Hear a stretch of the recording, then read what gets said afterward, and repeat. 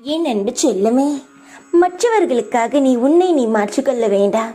உன்னுடைய குணமும் உன்னுடைய பழக்க வழக்கங்களும் எப்பொழுதும் நேராக தான் இருக்கிறது. அதனால் மற்றவர்களுக்கு அது தொந்தரவாக இருக்கலாமே தவிர அது கடவுளுக்கு மிகவும் பிடித்தது. மனிதனுக்கு என்ன பிடிக்கிறது என்று பார்க்காதே, தெய்வத்திற்கு உன்னை பிடிக்கிறதா, அவர் உன்னை விரும்புகிறாரா என்று மட்டும் பார். மனிதர்களுக்கு உன்னை பிடித்தால் என்ன, பிடிக்காவிட்டால் என்ன, உனக்கான வேலையை நீ மட்டும்தான் செய்து சாப்பிட போகிறாய். யாரும் உனக்காக ஒரு வேளை சாப்பாடு கூட போடுவதற்கு இங்கு தயாராக இல்லை. தெய்வம் மட்டும்தான் உனக்கான உணவையும் உனக்கான எல்லாவற்றையும் நிர்ணயிக்கிறது. அந்த தெய்வத்திற்கு பிடித்தது போல் இந்த உலகத்தில் வாழ்ந்தால் உன்னுடைய கர்மாவும் உன்னுடைய பாவங்களும் படிப்படியாக குறையும். மற்றவர்களுக்காக எப்பொழுதும் உன்னை நீயே மாற்றிக்கொண்டு உன்னை கேவலப்படுத்திக்காதே. சந்தர்ப்ப சூழ்நிலை நல்லவர்களையும் கெட்டவர்களாக்கி கெட்டவர்களை உத்தமர்களாக்கி நிற்க வைத்துவிடு. ஆனால் உண்மை ஒரு பொழுதும் உலகத்தை வெளியே வந்தே தீரும். அப்பொழுது யார் எப்படி என்று மாயை விலகும். தங்கமே, உன்னுடைய கஷ்ட காலமானது முடியும். அதற்காக உன்னை நீ மாற்றிக்கொள்ள வேண்டாம். நம்மளுடைய வாழ்க்கை தான் இப்படி இருக்கிறதோ, நம்முடைய குணத்தால் தான் நம் வாழ்க்கை மாறிக்கொண்டு இருக்கிறதோ என்று நினைக்காதே.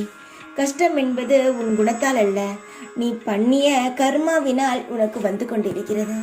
இந்த அம்மா சொல்வதை முழுமையாக நம்ப. நான் உன்னை பிறந்ததிலிருந்து இப்பொழுது வரை இனிமேலும் நான் உன்னை பார்த்து காவலாக நின்று கொண்டுதான் இருக்க போகிறேன்.